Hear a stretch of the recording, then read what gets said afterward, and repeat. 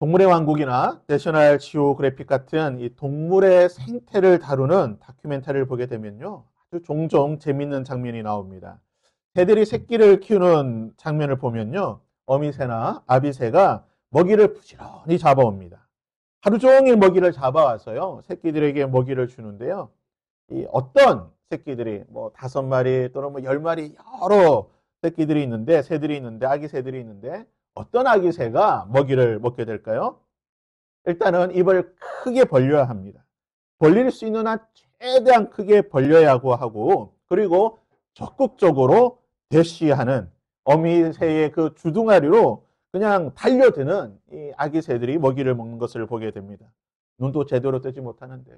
입은 최대한 벌리고 짹짹짹거리면서 어미 새에게 달려드는, 심지어는 어미 새의 입에 있는 그 먹이를 그냥 낚아채듯이 빼앗듯이 그렇게 달려드는 아기 새들이 먹이를 먹고 자라게 되는 것입니다.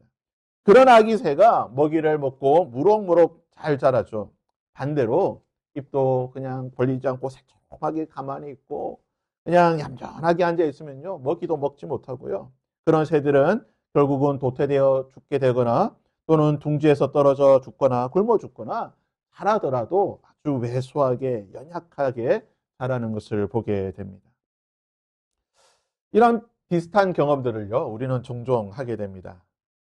요즘 서울 시내 특급 호텔 뷔페의 저녁 디너 가격을 조사해 보니까요, 평균 한 15만 원에서 20만 원 정도가 됩니다. 굉장히 비싸죠. 이런 뷔페를 가게 되면요, 각 호텔마다 주력으로 이렇게 메인으로 주는 메뉴들이 있습니다. 어떤 호텔은 양갈비를 준다든지, 어떤 호텔은 뭐 소고기 등심이나 안심 스테이크를 준다든지, 아니면 킹크랩, 뭐 랍스타, 이런 주력으로 주는 특별 메뉴가 있는데, 이런 메뉴들은 항상 주는 게 아니죠. 주는 시간이 있습니다. 그래서 이것을 먹으려고 하면요, 줄을 서서 기다리든지 아니면 빨리 가서 이렇게 접시를 잘 내밀어서 이렇게 해야지만 그런 주력으로 주는 메뉴들을 먹을 수가 있습니다. 그래서 인터넷에 보니까요, 이런 짤이 있더라고요. 중국의 유명한지는 모르겠지만 중국에 있는 뷔페 식당에 중국 사람들이 이런 메인 메뉴를 먹는 장면인데요. 이렇게 먹습니다. 이렇게 메인 메뉴를 부어주니까요, 그냥 달라들어서 그냥 이렇게 덤비듯이 이렇게 퍼가는 것을 보았습니다. 또 보시듯이 뭐 새우가 있으니까요, 이렇게 뭐 접시채 가서 퍼가는 것을 보게 됩니다. 인구가 많으니까 뭐 저렇게 해야지만 먹을 수 있는 것 같은데요.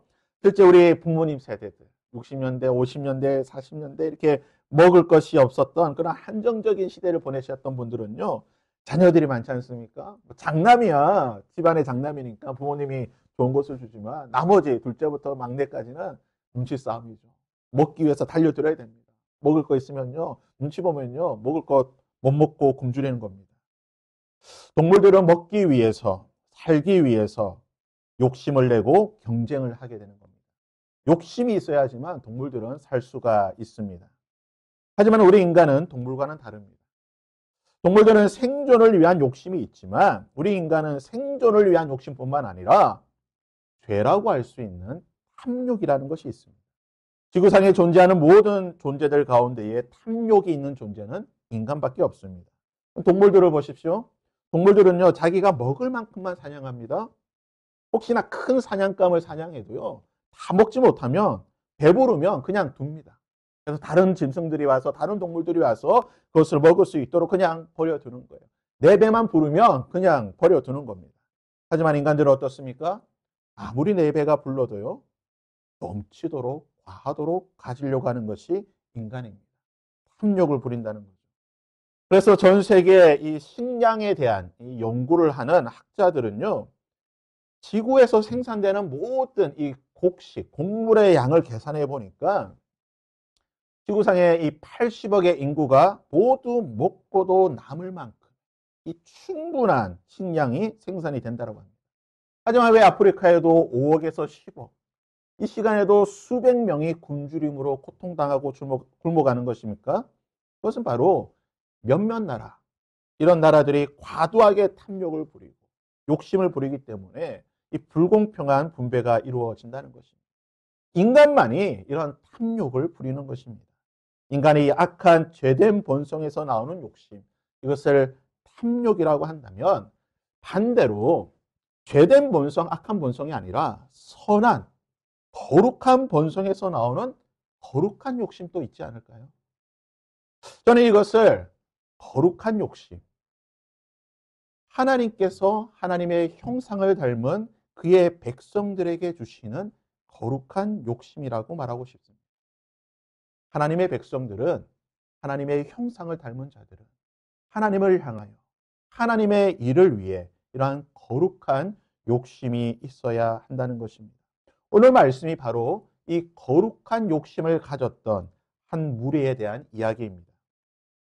이스라엘은 430년 동안 애굽에서 종살이를 하였습니다. 그 종살이를 끝낸 탈출, 출애굽을 하게 됩니다. 하나님의 10가지의 재앙, 애굽의 입장에서는 10가지의 재앙이지만 이스라엘 백성들의 입장에서는 10가지의 기적입니다. 10가지의 기적인데요. 제가 신학교 다닐 때 이 10가지의 재앙이 꼭 시험 문제에 나옵니다. 구약 성경 시험이라든지 이런 시험에 보면 꼭 나오는데요. 이것을 어떻게 외우느냐? 이렇게 외웁니다. 피게 입하는 악독 우매하니 흑장이다. 거의 모든 신학교가 다 이렇게 외웁니다. 피게 입하는 악독 우매하니 흑장이다. 피, 개구리, 이, 파리, 악성, 종기, 독종, 우박, 메뚜기, 흑암, 장자의 죽음. 이 10가지의 재앙인데요. 이 10가지의 재앙의 하이라이트, 정점은 바로 장자의 죽음입니다. 6월절 어린 양의 피로 표현되는 이 재앙은 애굽 전역에 내렸던 재앙입니다. 이 말은 애굽의 장자이든 이스라엘의 장자이든 애굽에 있는 모든 장자, 사람과 동물을 불문하고 처음 태어난 모든 것은 죽는다는 것입니다. 출애굽기 11장 4절과 5절에 하나님께서는 분명히 이렇게 말씀하셨습니다. 모세가 바로에게 이르되 여호와께서 이와 같이 말씀하시기를 밤중에 내가 애굽 가운데로 들어가리니 애굽 땅에 있는 모든 처음 난 것은 왕위에 앉아있는 바로의 장자로부터 맷돌 뒤에 있는 몸종의 장자와 모든 가축의 처음 난 것은 죽으리니. 이전 재앙은요, 첫 번째 피 재앙, 두 번째 개구리 재앙, 세 번째 재앙, 이 재앙까지는 애굽 전체에 내렸습니다. 모든 지역에 내렸던 재앙이고, 네 번째 파리 재앙부터 아홉 번째 흑암의 재앙까지는요, 애굽과 이스라엘을 구분해서 내렸습니다. 즉 애굽인들에게만 재앙이 내리고 이스라엘이 살고 있는 그 지역에는 또는 이스라엘 백성들에게는 이 재앙이 내리지 않았어요. 네 번째에서 아홉 번째 재앙까지는 구분되어서 재앙이 내렸다가 마지막 10번째 재앙에서는 다시 이스라엘 모든 지역, 애굽 모든 지역에, 즉 이스라엘이든 애굽이든 구분 없이 내리는 재앙이라고 말하고 있습니다. 이 마지막 재앙, 모든 생물의 장자가 죽는, 사람이든 동물이든 모든 것의 처음 이 장자가 죽는 이 재앙을 피할 수 있는 방법이 무엇입니까? 출애굽기 12장 7절과 13절과 12절과 13절에 하나님께서 이것을 피할 방법을 알려주십니다. 그 피를 양을 먹을 집 좌우 문설주와 임방에 바르고 내가 애굽 땅을 칠 때에 그 피가 너희 사는 집에 있어서 너희를 위하여 표적이 될지라. 내가 피를 볼 때에 너희를 넘어가리니 재앙이 너희에게 내려 멸하지 아니하리라. 즉 어린 양의 피를 그 집 문설주와 임방, 즉 문 출입구에 바르게 되면 죽음의 천사가 넘어가게 될 것이다. 다른 방법은 없다. 너희들이 애굽 어디에 숨는다 할지라도 숨을 길은 없고 도망간다 할지도 피할 수 있는 방법은 없고 단 한 가지의 방법은 문에다가 이 어린 양의 피를 바르게 되면 그 피를 보고 죽음의 천사가 넘어가게 될 것이다. 그래 살게 될 것이다 라고 하나님께서 말씀해 주셨습니다. 이 날이 무슨 날입니까? 바로 유월절인 것입니다. 근데 이 유월절은 언제인가? 출애굽기 12장 2절과 3절과 14절에 하나님께서 유월절은 언제인가? 즉 죽음의 천사가 넘어가게 되고 하나님의 구원이 임하게 되는 이 유월절이 언제인가? 이 달을 너희의 달의 시작 곧 해의 첫 달이 되게 하고 너희는 이 날을 기념하여 여호와의 절기를 삼아 영원한 규례로 대대로 지킬지니라. 이스라엘은 430년 애굽에서 종살이했습니다. 그들이 430년 동안 지켰던 그 달력의 기준이 무엇이겠습니까? 바로 애굽 사람들이 지켰던, 이집트인들이 지켰던 그 달력을 기준으로 지켰습니다. 그들은 이집트인들과 똑같은 시간표를 가지고 달력을 가지고 살았던 사람들입니다. 그런데 지금 하나님께서 말씀하시기를 이제는 너희들이 430년 동안 지켰던 애굽 사람들과 함께 지켰던 그 달력이 아니라 새로운 달력, 새로운 기준을 줄 것인데 그 기준이 무엇이냐? 바로 유월절이라는 것입니다. 즉 유월절을 기점으로 해서 너희들만의 달력이 시작될 것이고 너희들만의 역사가 시작될 것이다. 즉 유월절은 이스라엘 백성들의 모든 시작의 기준점이 되는 날입니다. 그리고 하나님께서는요, 이 역사적인 첫 번째 유월절을 이스라엘 백성들에게 지키라고 말씀하셨습니다. 애굽의 모든 장자, 동물이든 사람이든 모든 처음 태어난 것은 다 죽었지만 어린 양의 피를 발랐던 이스라엘 집의 모든 장자는 살아남게 됩니다. 출애굽기 12장 27절에 너희가 이르기를 이는 여호와의 유월절 제사라. 여호와께서 애굽 사람에게 재앙을 내리실 때에 애굽에 있는 이스라엘 자손의 집을 넘으사 우리의 집을 구원하셨느니라. 애굽의 모든 장자들은 죽을 때 어린 양의 피가 발라져 있던 유월절 제사를 드렸던 이스라엘은 살게 되었다라는 것입니다. 1945년 8월 15일 우리나라가 일제 식민지 통치 36년 만에 해방한 날입니다. 8월 15일은요, 지금 이제 우리가 광복절이라고 지키는데 이때는 해방기념일 이렇게 불렀다고 합니다. 광복이 된 지 1년이 지난 1946년 8월 15일 제1회 우리나라 광복절 행사가요, 이 기록이 남아있더라고요. 이 대한뉴스처럼 이런 기록이 남아있는데 그 장면을 잠시 한번 보겠습니다.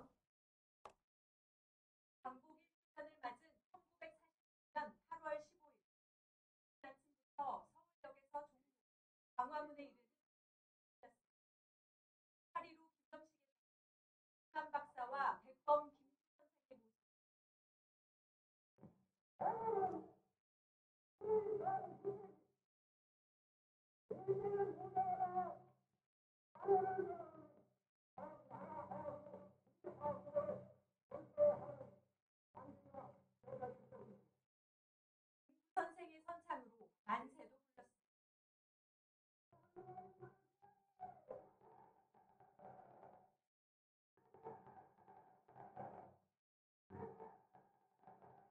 네.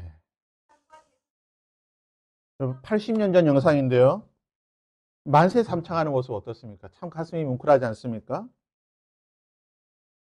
36년에 그 식민지 노예와도 같은 이 종살이를 끝내고 광복이 된 지 1년 되는 날 1946년 8월 15일 제1회 광복절 행사에 이 수많은 우리 조상들, 우리 선조들이 모여서 만세를 부르는 이 장면이 그대로 녹아있는 것이요, 바로 본문 민수기 9장의 말씀입니다.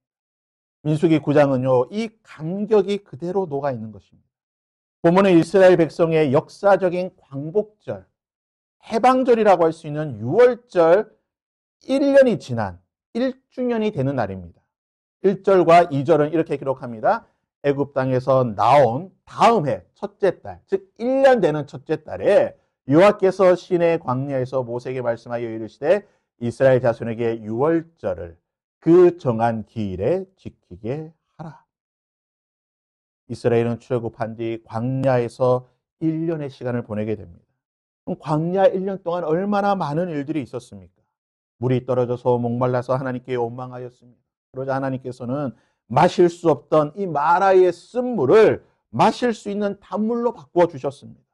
한 달이 지나 먹을 것이 떨어져서 다시 배고프다고 하나님께 원망하니까 하나님께서 하늘에서 만나를 내려주셨습니다. 바다에서 바람이 불어오는데요, 이 바람에 수많은 메추라기들이 실려가지고요, 마치 땅에 지면에 그냥 덮이듯이 메추라기들을 주셔서 먹을 것을 해결해 주셨습니다. 다시 목이 말라 하나님께 원망하니까 하나님께서 반석에서 물이 나오는 기적을 허락해 주셨습니다. 3개월 만에 이스라엘 백성들이 시내산에 도착하였는데 시내산을 쳐다보니까 시내산 꼭대기에 번개와 구름과 연기 가운데에 하나님께서 임재하셨습니다. 모든 이스라엘 백성들이 하나님을 직접 보았습니다. 하나님의 음성을 들었습니다. 모세는 시내산에 올라가 40일 동안 하나님께서 주시는 십계명과 여러 율법의 말씀을 받았습니다. 모세가 40일 동안 있는 동안 이스라엘 백성들은 금송아지를 만들고 우상 숭배를 하여 하나님의 심판을 받았습니다. 하나님의 심판을 받기는 하였지만 하나님께서 그들을 용서해 주시고 노뱀을 통하여 살 수 있는 기적도 허락해 주셨습니다. 모세를 통하여 주셨던 그 율법을 통해 이스라엘 백성들은 성막이라고 하는 하나님께서 임재하시는, 낮에는 구름과 밤에는 불기둥이 임하는 이 성막, 하나님의 임재를 실제적으로 상징적으로 보여주는 이런 것도 하나님의 은혜 가운데 만들게 되었다는 것입니다. 이스라엘 백성들의 지난 1년은요, 어떤 삶입니까? 기적과 은혜의 연속이었습니다. 물론 그 과정 가운데 이스라엘의 하나님을 배신하는 배은망덕하던 그런 패륜적인 모습을 보이기도 하였습니다. 하지만 그럴 때마다 하나님께서는 모세의 기도를 통해 이스라엘 백성들을 용서해 주시고 다시 자비를 베풀어 주셨습니다. 출애굽하였지만 이스라엘이 지난 430년 동안 애굽에서 겪었던 어떤 고난과 환난과 은혜와 기적보다 더 많은 것들을 지난 1년 동안 겪었습니다. 그리고 드디어 1년 만에 다시 유월절을 지키게 됩니다. 하나님께서 모세를 통하여 1년이 되었다. 이제 다시 유월절을 지키라고 말씀하십니다.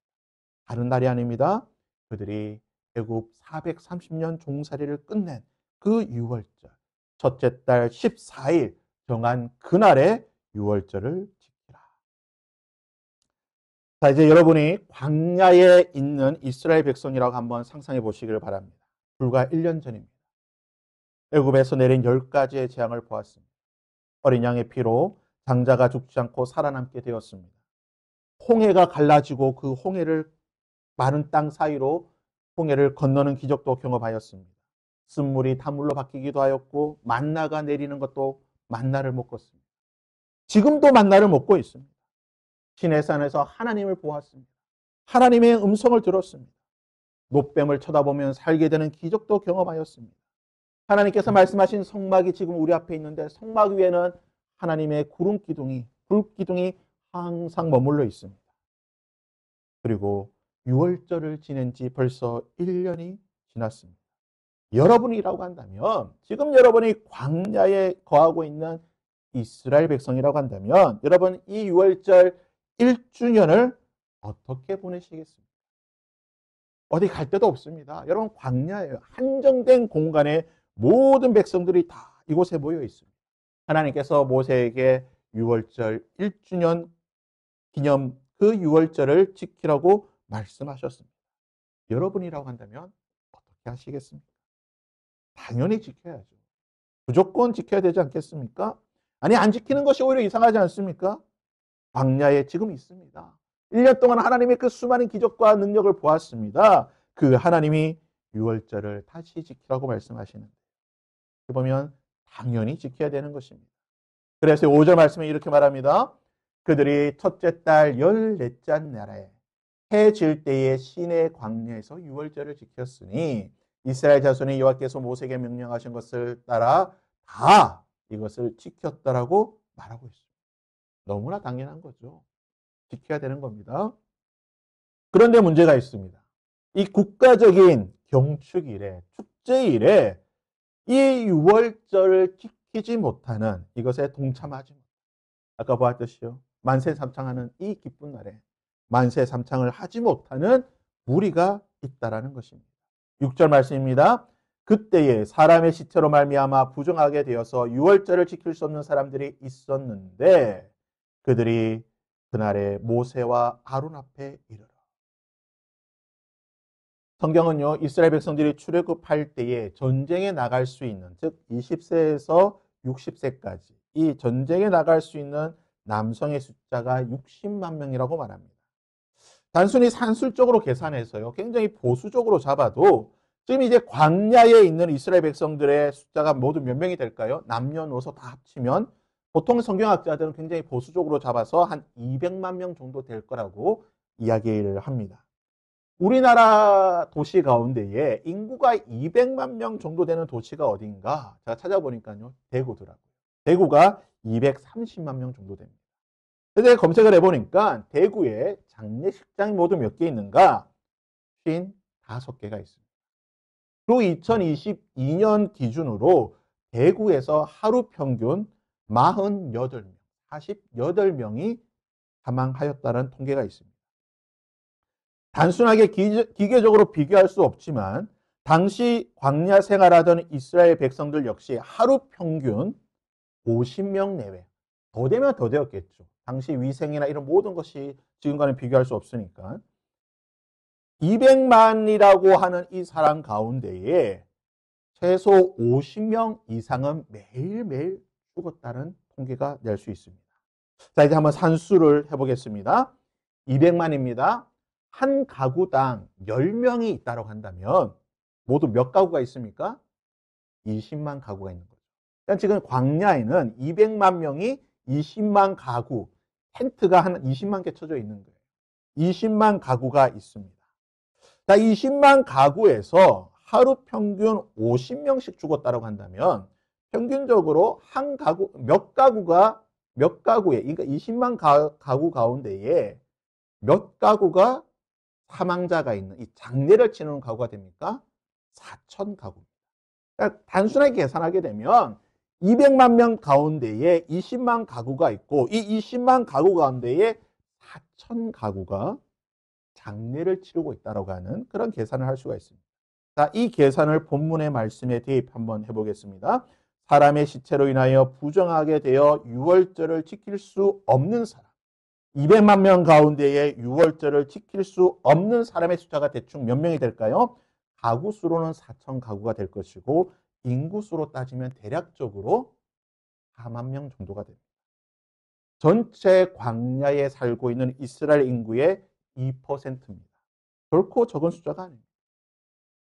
이들 전부가 다 유월절을 지키고 싶어 했는지는 모르겠습니다. 하지만 가족 가운데 누군가의 죽음으로 인해서 유월절을 지키지 못하게 되었다라는 것입니다.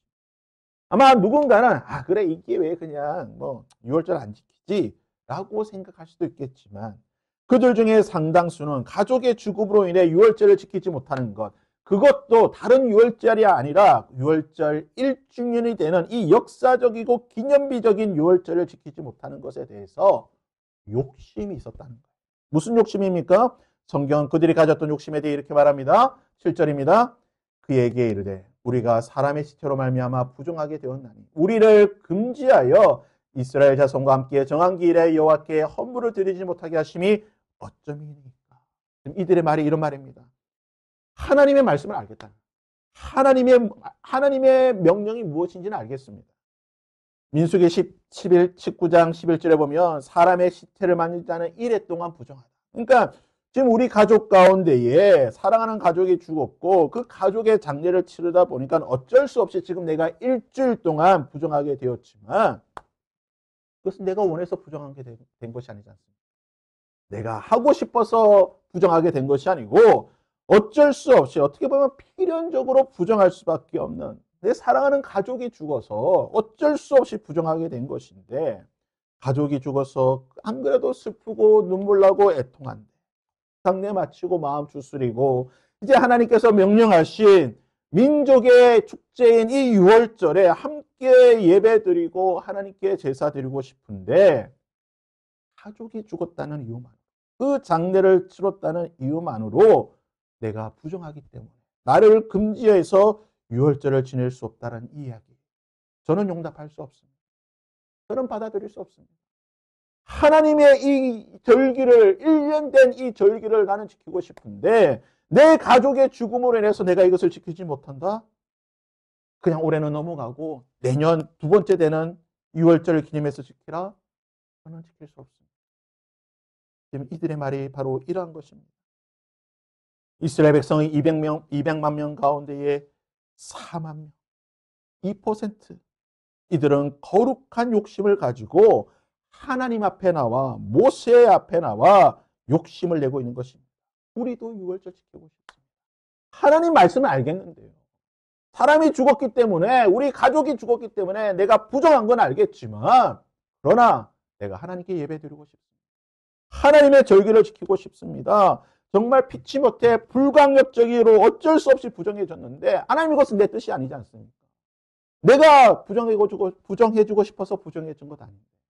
하나님, 내가 하나님께 예배드리고 싶습니다.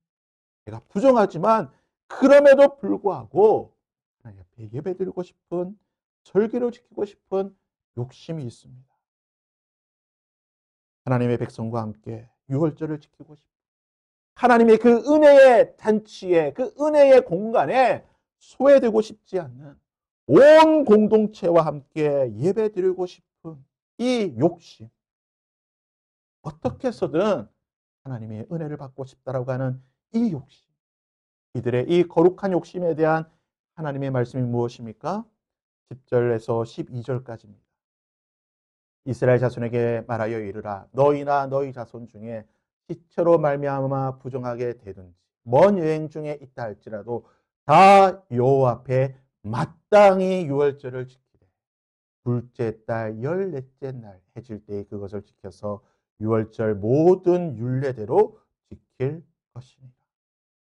하나님은요, 이들의 거룩한 욕심에 기뻐하셨습니다. 그래, 마땅히 유월절을 지켜야지. 사람이 죽어 부정한다 하더라도 하나님의 유월절 마땅히 지켜야지. 둘째 날, 첫째, 14째 날, 그 다음 달에 너희들이 다시 유월절을 지킬 수 있도록 내가 은혜를 베풀어 주겠다. 첫 번째 달이 아니라 두 번째 달에 한 달 지나서 유월절을 지키지 못한 너희들만을 위하여서 내가 특별한 유월절을 지킬 수 있도록 너희들에게 은혜를 베풀어 주겠다. 다시 한번 하나님은 그들에게 은혜를 베풀어 주시고 이것은 거룩한 욕심이 되어 오고 오는 세대 가운데에 가장 귀한 은혜의 선례로 남게 되었다는 것입니다. 성경은요, 이런 거룩한 욕심을 가진 두 사람을 더 이야기하고 있습니다. 먼저는 아브라함입니다. 아브라함은 조카 롯과 함께 지내었지만 그들이 부유하기 때문에 함께 거주할 수 없어서 그들의 살 곳을 정하게 됩니다. 아브라함이 한 곳을 택하고 롯은 소돔과 고모라를 택하여 떠나게 되었습니다. 창세기 18장에 보면 소돔과 고모라가 너무나 타락하였기 때문에 하나님께서 그곳을 심판하시기 위해, 멸망시키시기 위해 천사를 보내시게 되는데요. 천사를 보고 아브라함이 하나님께 기도를 하게 됩니다. 하나님께서 소돔과 고모라를 심판하실 것이라고 하는 이 사실을 알고 아브라함이 하나님께 기도를 하게 됩니다. 의인 50명이 있다고 한다면 소돔과 고모라를 용서하시겠습니까? 하나님, 저 타락한 도시 가운데에 하나님을 섬기는 의인 45명이 있으면 용서하시겠습니까? 하나님, 한 번만 용서해 주시고요. 그곳에 40명이 있으면 용서하시겠습니까? 하나님, 한 번만 더 이야기할게요. 그곳에 30명이 있으면, 아니 20명이 있으면, 하나님은 정말 마지막으로 제가 한번 욕심내 보는데요. 10명이 있으면 용서하시겠습니까? 하나님은요, 이 아브라함의 이 욕심의 욕심, 어떻게 보면 아브라함의 욕심의 욕심 아니겠습니까? 50명에서 10명까지 내려왔는데요. 하나님은요, 이 아브라함의 욕심을 받아주십니다. 그곳에 의인 10명이 있으면 내가 용서하리라. 우리 예수님은 우리를 위한 거룩한 욕심을 가지셨습니다. 어찌 창조주가 피조물이 되는 도저히 있을 수 없는 일이 일어나게 된 것입니다. 이것은 예수님의 욕심입니다. 성부 하나님을 향하여 내가 인간이 되어 피조물이 되어 저들을 구원하겠습니다. 예수님의 이 거룩한 욕심 때문에 성육신이라고 하는 역사 이래로 있을 수 없는 가장 위대한 하나님의 일이 시작된 것입니다. 그리고요, 참신이시오 참인간이신 예수 그리스도께서 십자가에서 죽으신다. 하나님이시오 인간이신 예수님께서 십자가에서 죽으신다. 마귀조차도 생각해보지 못한 이 일을 예수님은 거룩한 욕심을, 내가 죽음으로, 신이자 인간인 내가 죽음으로 우리를 구원하시고자 하는 이 거룩한 욕심을 내셨고, 하나님께서는 친히 이 욕심을 받아주시고 예수님께서 십자가에서 죽으시도록 허락해 주셨던 것입니다. 그러기에 우리의 구원은 예수 그리스도의 욕심, 거룩한 욕심 때문에 이루어졌다라고 봐도 과언이 아닌 것입니다. 사랑하는 성도 여러분, 이제 우리가 욕심을 내야 될 때입니다. 하나님은 탐욕에 대해서는요, 철저하게 심판하시고 용서하지 않는 분이십니다. 하지만 거룩한 욕심에 대해서, 하나님의 일에 대해서는, 잃어버린 영혼을 구하기 위한 이 욕심에 대해서는요, 하나님은 한없이 약해지는 분이십니다. 예수님께서 우리를 구원하시기 위해 거룩한 욕심을 내셨을 때 하늘 보좌를 버리시고 이 땅에 내려오시고 십자가에 죽으시도록 하나님은 그 구원의 역사를 이끌어 가셨다는 것입니다.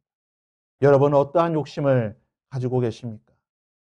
단순히 내가 복받아서 내가 잘 먹고 잘 살고 내 삶이 부유해지고 내가 건강해지는 이런 기복적인, 세상 모든 사람들이 가지고 있는, 예수를 믿지 않는 저 불신자들도 가지고 있는 그런 욕심을 가지고 계십니까?